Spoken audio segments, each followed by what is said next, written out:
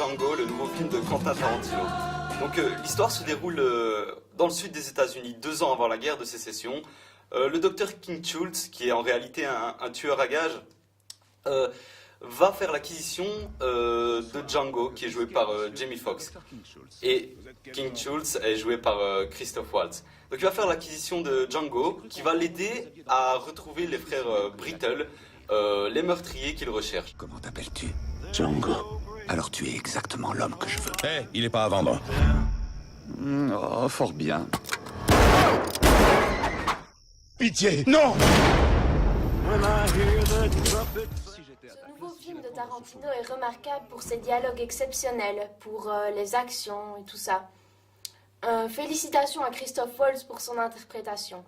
Rappelons-nous que dans le dernier film de Quentin Tarantino, il incarnait le nazi, traqueur de juifs, et qu'aujourd'hui, il devient un dentiste allemand recyclé en chasseur de primes, dont l'élégance, l'humour sont à l'origine des meilleurs moments du film. Tes livres, c'est vrai? Ouais. Tu veux dire que t'as choisi de t'habiller comme ça?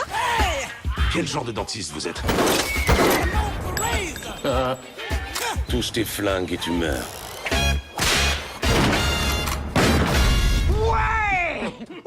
De plus, Tarantino, avec talent, arrive à allier tragédie historique et comédie. Le seul petit bémol, c'est que le film traîne peut-être un peu en longueur. En effet, 2h40 de western, c'est un peu difficile à avaler. Mais il arrive très bien à allier comédie, originalité et plein de rebondissements. En parlant d'originalité, on pourrait mentionner la bande-son. Effectivement, choisir du rap pour une époque où ce genre musical n'existait même pas est pour le moins un choix inattendu. Mais on pourrait dire que cette musique apporte du rythme, de la nouveauté à ce western et qu'ainsi on ne tombe pas dans le cliché.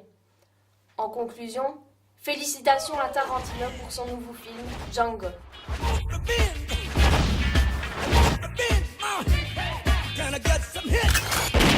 J'aime ta façon de crever, mon gars.